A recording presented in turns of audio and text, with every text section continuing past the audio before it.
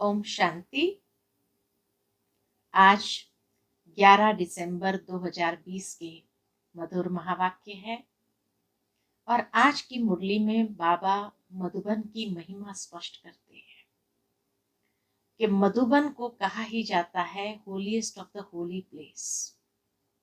तो बाबा कहे यहाँ जो भी भाई बहनें आते हैं उनके लिए भी कुछ कायदे होते हैं कि कौन यहाँ आ सकते हैं। तो बाबा कहे कोई भी बच्चे अगर आते हैं तो पहले सेंटर से स्वीकृति लें। सेंटर वाले भी यहाँ मधुबन हेड ऑफिस में उसका पूछे, परमिशन ले और उसके बाद जब परमिशन मिलती है तब भेजते हैं, क्योंकि बाबा कहे ये यूनिवर्सिटी है और यूनिवर्सिटी के अंदर ऐसे ही कोई भी आ जाए ये नहीं होता है। यहाँ पढ़ाई चलती है तो उस पढ़ाई के प्रति रुचि भी होनी चाहिए। तो इसीलिए बाबा आज मधुबन की महिमा को भी स्पष्ट करते हैं, साथ ही साथ निश्चय बुद्धि बच्चों की निशानियों को भी स्पष्ट करते हैं। सुनते हैं बाबा के मधुर महावाक्य। ओम शांति। मीठे बच्चे, Madhuban holiest of the Holi बाप का घर है। यहाँ तुम किसी भी पतित को नहीं ला सकते। प्रश्न है, इस ईश्वरीय मिशन में जो पक्के निश्चय बुद्धि है उनकी निशानी क्या होगी? उत्तर है, वे स्तुति, निंदा, मान अपमान सब में धीरज से काम लेंगे। दूसरा, क्रोध नहीं करेंगे। तीसरा, किसी को भी दैहिक दृष्टि से नहीं देखेंगे, आत्मा को ही देखेंगे, आत्मा होकर बात करेंगे। चौथा, स्त्री पुरुष साथ में रहते कमल फूल समान रहेंगे। पांचवा, किसी भी प्रकार की तमन्ना, इच्छा नहीं रखेंगे। आज की मुरली का गीत है जले न क्यों परवाना। ओम शांति। रूहानी बच्चों प्रति रूहानी बाप समझा रहे हैं, अर्थात भगवान पढ़ा रहे हैं रूहानी स्टूडेंट को। उन स्कूलों में जो बच्चे पढ़ते हैं उन्हें कोई रूहानी स्टूडेंट नहीं कहेंगे। यहाँ रूहानी स्टूडेंट, क्योंकि शरीर भले कोई भी उम्र का हो लेकिन वास्तव में आत्मा इस पढ़ाई को धारण करती है। वे तो है ही आसुरी विकारी संप्रदाय के। आगे तुम भी आसुरी अथवा रावण संप्रदाय के थे। अर्थात दुनिया के अंदर कोई भी सत्संग आदि में जाते हैं तो कोई भी प्रकार का लक्ष्य मनुष्य जीवन के लिए नहीं होता है, और इसीलिए कोई कैसी भी भावना से जाता है, शुद्ध भावना हो अशुद्ध भावना हो कोई फर्क नहीं। लेकिन बाबा कहे यहाँ जब तुम आते हो तो स्टूडेंट है तो पहले पहले तो आत्मा का लेसन पक्का करके उस आत्मिक दृष्टि को विकसित करना है। अब राम राज्य में चलने के लिए 5 विकारों रूपी रावण पर जीत पाने का पुरुषार्थ कर रहे हो। यह जो नॉलेज प्राप्त नहीं करते हैं उन्हों को समझाना पड़ता है। तुम रावण राज्य में हो, खुद समझते नहीं है। तुम अपने मित्र संबंधी आदि को कहते हो हम बेहद के बाप से पढ़ते हैं, तो ऐसे नहीं कि वह निश्चय करते हैं। कितना भी बाप कहे या भगवान कहे तो भी निश्चय नहीं करते। नए को तो यहाँ आने का हुक्म नहीं है। बिगर चिट्ठी व बिगर पूछे तो कोई आ भी नहीं सकते, परंतु कहां कहां कोई आ जाते हैं। यह भी कायदे का उल्लंघन है। तो बाबा मधुबन में आने का कायदा स्पष्ट करते हैं। एक एक का पूरा समाचार, नाम आदि लिख पूछना होता है। सेंटर से पहले पूछना होता है, इनको भेज देवे? फिर बाबा कहते हैं भले भेज दो। अगर आसुरी पतित दुनिया के स्टूडेंट होंगे तो बाप समझाएंगे। वह पढ़ाई तो विकारी पतित पढ़ाते हैं, यह ईश्वर पढ़ाते हैं। उस पढ़ाई से पाए पैसे का दर्जा मिलता है। भल कोई बहुत बड़ा इम्तिहान पास करते हैं, फिर कहां तक कमाते रहेंगे? विनाश तो सामने खड़ा है। नेचुरल कैलेमिटीज भी सब आने वाली है, यह भी तुम समझते हो। जो नहीं समझते हैं उन्हों को बाहर विजिटिंग रूम में बिठाए समझाना होता है। कोई पहले नए नए आते हैं तो बाबा कहे नेचुरल है, उनको मालूम नहीं है, तो उनको बाहर विजिटिंग रूम में बैठकर समझाना होता है। यह है ईश्वरीय पढ़ाई। इसमें निश्चय बुद्धि ही विजयंती होंगे, अर्थात विश्व पर राज्य करेंगे। विजयंती अर्थात विश्व पर राज्य करेंगे। रावण संप्रदाय वाले तो ये जानते नहीं। इसमें बड़ी खबरदारी चाहिए। परमिशन बिगर कोई भी अंदर आ नहीं सकता। यह कोई घूमने फिरने की जगह नहीं है। थोड़े समय में कायदे कड़े हो जाएंगे, क्योंकि यह है होलीएस्ट ऑफ द होली। कुछ दिनों पहले भी बाबा ने कहा था, यह है holiest of the holy church. Shiv Baba को इंद्र भी कहते हैं ना, ये इंद्र सभा है। 9 रत्न अंगूठी में भी पहनते हैं ना। उन रत्नों में नीलम भी होता है, पन्ना, माणिक भी होता है। यह सब नाम रखे हुए हैं। परियों के भी नाम है ना। बाबा कहे ये सब परियों के भी नाम है ना।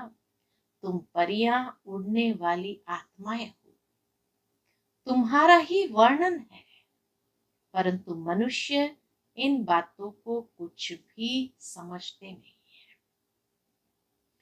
अंगूठी में भी रत्न जब डालते हैं तो उनमें कोई पुखराज, नीलम, पेरूज भी होते हैं।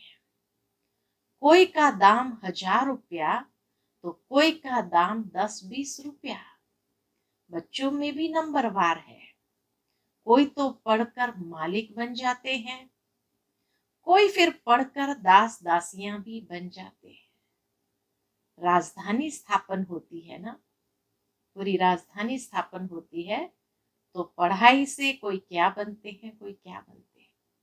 तो बाप बैठ पढ़ाते हैं। इंद्र भी उनको ही कहा जाता है। ये ज्ञान वर्षा है। ज्ञान तो सिवाय बाप के कोई दे न सके। ज्ञान तो सिवाय बाप के कोई दे न सके। तुम्हारी एम ऑब्जेक्ट ही यह है। अगर निश्चय हो जाए कि ईश्वर पढ़ाते हैं, फिर वह पढ़ाई को छोड़ेंगे नहीं। बाबा कहे जो होंगे ही पत्थर बुद्धि, उनको कभी तीर नहीं लगेगा। आकर चलते चलते फिर गिर पड़ते हैं। 5 विकार आधा कल्प के शत्रु है। माया देह अभिमान में लाकर थप्पड़ मार देती है। फिर आश्चर्यवत सुनंती कथनती भागंती हो जाते हैं। ये माया बड़ी दुस्तर है। एक ही थप्पड़ से गिरा देती है। समझते हैं हम कभी नहीं गिरेंगे, फिर भी माया थप्पड़ लगा देती है। यहाँ स्त्री पुरुष दोनों को पवित्र बनाया जाता है। सो तो ईश्वर के सिवाय कोई बना न सके। यह है ईश्वरीय मिशन। बाप को खेवैया भी कहा जाता है। तुम हो नैया, खेवैया आते हैं सभी की नैया को पार लगाने। कहते भी है सच की नैया डोलेगी परंतु डूबेगी नहीं। कितने ढेर के ढेर मठ पंथ है, ज्ञान और भक्ति की जैसे लड़ाई होती है। कभी भक्ति की भी विजयी होगी, आखिर तो ज्ञान की ही विजयी होगी। भक्ति के तरफ देखो कितने बड़े बड़े योद्धा है ना।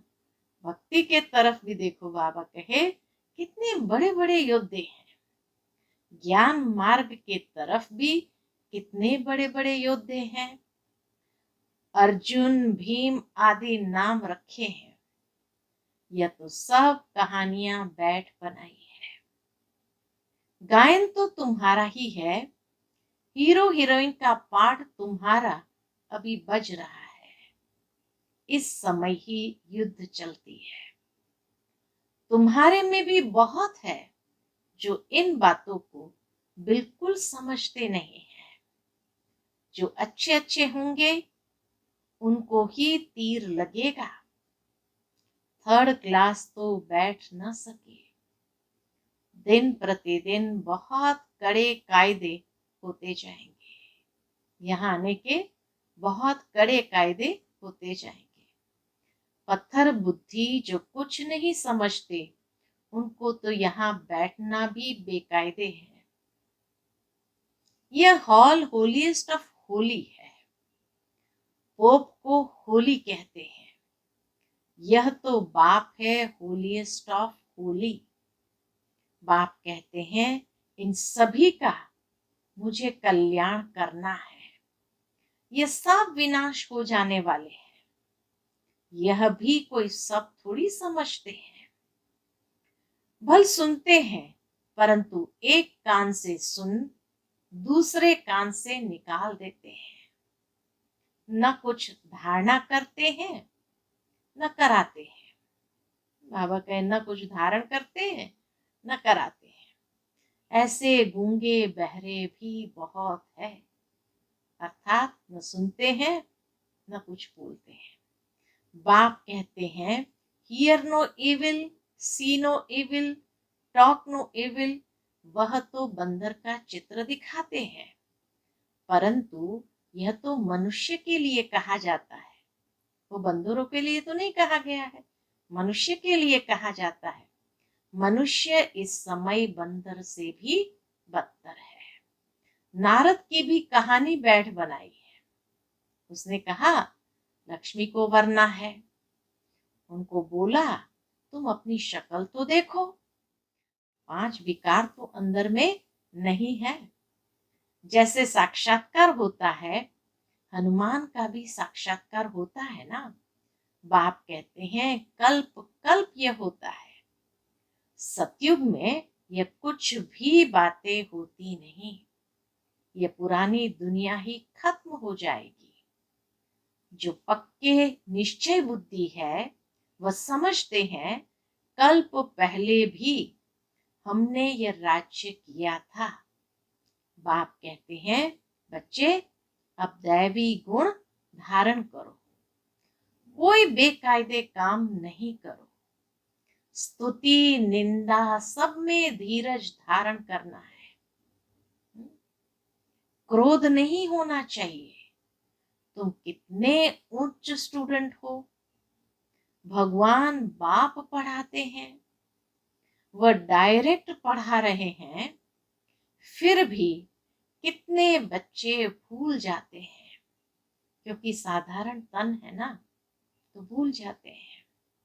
बाप कहते हैं देहधारी को देखने से तुम इतना उठ नहीं सकेंगे। आत्मा को देखो। आत्मा यहाँ भ्रुकुटी के बीच रहती है। आत्मा सुनकर कांध हिलाती है। हमेशा आत्मा से बात करो। तुम आत्मा इस शरीर रूपी तख्त पर बैठी हो। तुम तमो प्रधान थी, अब सतो प्रधान बनो। अपने को आत्मा समझ बाप को याद करने से देह का भान छूट जाएगा। आधा कल्प का देह अभिमान रहा हुआ है, इस समय सब देह अभिमानी है। अब आप कहते हैं देही अभिमानी बनो। आत्मा ही सब कुछ धारण करती है, खाती पीती सब कुछ आत्मा करती है शरीर द्वारा। बाप को तो अभोक्ता कहा जाता है, वह है निराकार। ये शरीरधारी सब कुछ करते हैं, वह खाता पीता कुछ नहीं।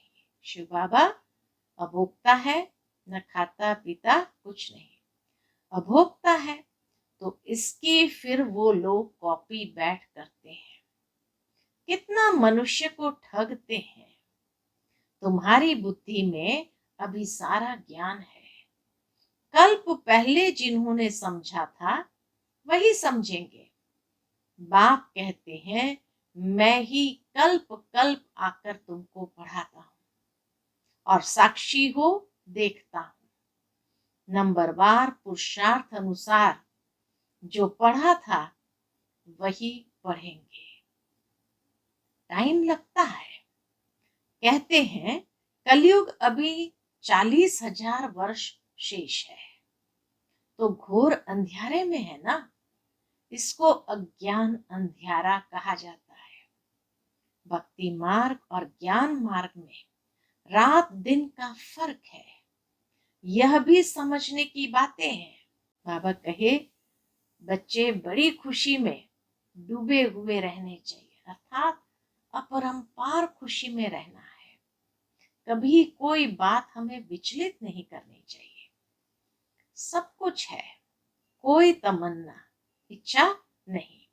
जानते हैं कल्प पहले मिसल हमारी सब कामनाएं पूरी होती है, इसलिए पेट भरा रहता है। जिनको ज्ञान नहीं उनका थोड़ी पेट भरा रहेगा। कहा जाता है खुशी जैसी खुराक नहीं, इसलिए बाबा कहते तुम खुशी में डूबे रहो, समाये रहो। जन्म जन्मांतर की राजाई मिलती है, दास दासी बनने वालों को इतनी खुशी नहीं रहेगी।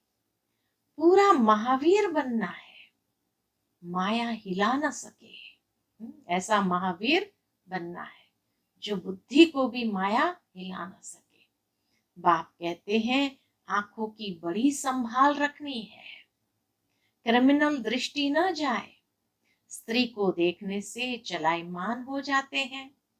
अरे तुम तो भाई बहन कुमार कुमारी हो ना, फिर कर्मेंद्रियां चंचलता क्यों करती।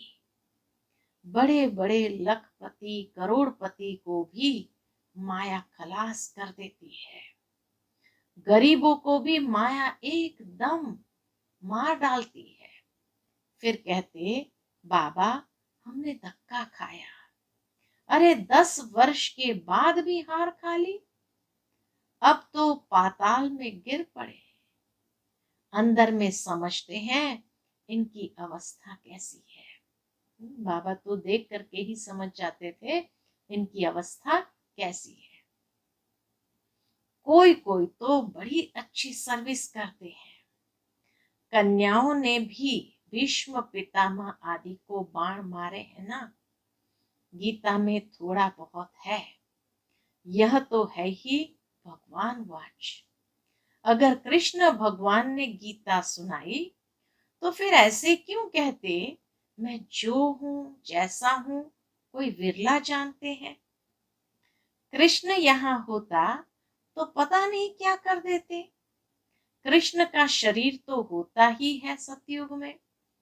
यह नहीं जानते कि कृष्ण के बहुत जन्म के अंत के शरीर में मैं प्रवेश करता हूं। कृष्ण के आगे तो झट सब भाग आए। पोप आदि आते हैं तो कितना झुंड जाकर इकट्ठा होता है। मनुष्य यह थोड़ी समझते कि इस समय सब पतित तमो प्रधान है।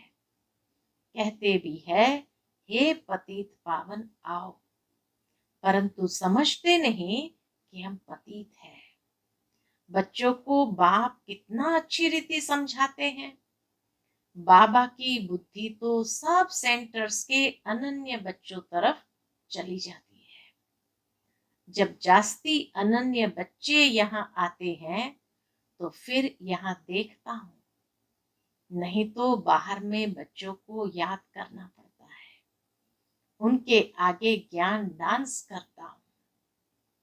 मेजॉरिटी ज्ञानी तो आत्मा होते हैं तो मजा भी आता है, नहीं तो बच्चियों पर कितना अत्याचार होते हैं, कल्प कल्प सहन करना पड़ता है। ज्ञान में आने से फिर भक्ति भी छूट जाती है, क्योंकि भक्ति का फल मिल गया। तो इसीलिए बाबा कहे फिर भक्ति भी छूट जाती है।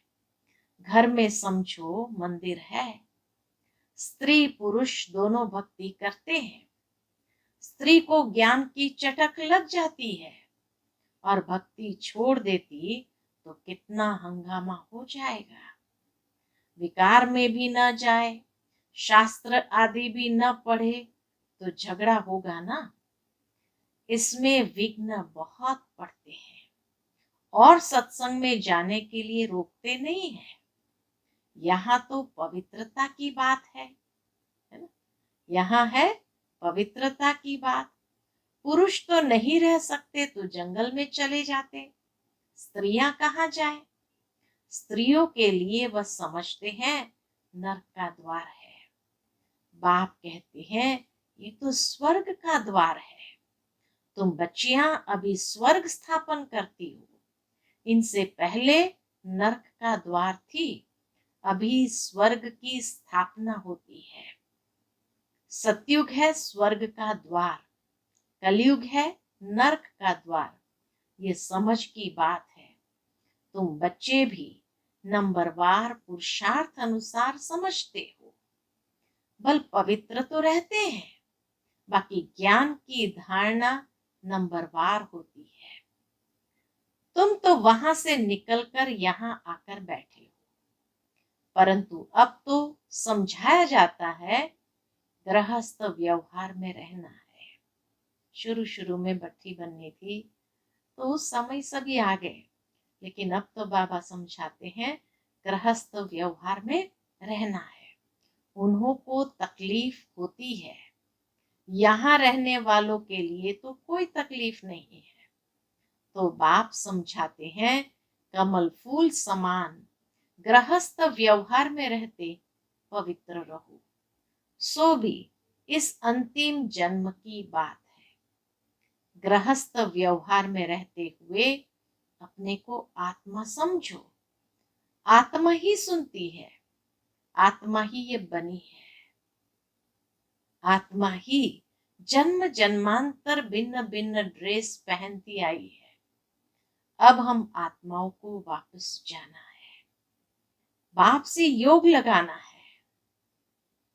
मूल बात है यह। बाप कहते हैं मैं आत्माओं से बात करता हूं। आत्मा भ्रुकुटी के बीच रहती है, इन ऑर्गन्स द्वारा सुनती है। आत्मा इनमें नहीं होती तो शरीर मुर्दा बन जाता। बाप कितना वंडरफुल ज्ञान आकर देते हैं। परमात्मा बिगर तो ये बातें कोई समझा ना सके। सन्यासी आदि कोई आत्मा को थोड़ी देखते हैं, वह तो आत्मा को परमात्मा समझते हैं। दूसरा फिर कहते आत्मा में लेप छेप नहीं लगता है। शरीर को धोने गंगा में जाते हैं, यह नहीं समझते आत्मा ही पतित बनती है, आत्मा ही सब कुछ करती है। बाप समझाते रहते हैं यह मत समझो हम फलाना हूं, यह फलाना है, नहीं, सब आत्माएं हैं। जाति पाति का कोई भेद नहीं रहना चाहिए। अपने को आत्मा समझो। गवर्नमेंट कोई धर्म को नहीं मानती, यह सब धर्म तो देह के हैं, परंतु सब आत्माओं का बाप तो एक ही है। देखना भी आत्मा को है। सभी आत्माओं का स्वधर्म शांत है। अच्छा, मीठे मीठे सिकिलते बच्चों प्रति माता पिता बाप दादा का याद प्यार और गुड मॉर्निंग। रूहानी बाप की रूहानी बच्चों को नमस्ते। हम सब रूहानी बच्चों की रूहानी माता पिता बाप दादा को याद प्यार, गुड मॉर्निंग और नमस्ते। नमस्ते। शुक्रिया बाबा, शुक्रिया। आज की मुरली से धारणा के लिए मुख्य सार है। पहली बात, जो बात काम की नहीं है उसे एक कान से सुन दूसरे से निकाल देना है। Hear no evil, see no evil, talk no evil। बाप जो शिक्षाएं देते हैं उसे धारण करना है। दूसरी पॉइंट, कोई भी हद की तमन्नाएं नहीं रखनी है। आंखों की बड़ी संभाल रखनी है। क्रिमिनल दृष्टि न जाए। कोई भी कर्मेंद्रिय चलायमान न हो। खुशी से भरपूर रहना है। आज का बाबा का मधुर वरदान है, अटेंशन रूपी दृत द्वारा आत्मिक स्वरूप के सितारे की चमक को बढ़ाने वाले आकर्षण मूर्त भव। अटेंशन रूपी दृत द्वारा आत्मिक स्वरूप के सितारे की चमक को बढ़ाने वाले आकर्षण मूर्त भव। जब बाप द्वारा, नॉलेज द्वारा आत्मिक स्वरूप का सितारा चमक गया तो बुझ नहीं सकता, लेकिन चमक की परसेंटेज कम और ज्यादा हो सकती है। यह सितारा सदा चमकता हुआ सबको आकर्षित तब करेगा जब रोज अमृत वेले अटेंशन रूपी दृत डालते रहेंगे। जैसे दीपक में दृत डालते हैं तो वह एक रस जलता है, ऐसे संपूर्ण अटेंशन देना अर्थात बाप के सर्व गुण व शक्तियों को स्वयं में धारण करना। इसी अटेंशन से आकर्षण मूर्त बन जाएंगे। आज का स्लोगन है, बेहद की वैराग्य वृत्ति द्वारा साधना के बीज को प्रत्यक्ष करो। बेहद की वैराग्य वृत्ति द्वारा साधना के बीज को प्रत्यक्ष करो। अच्छा, ओम शांति।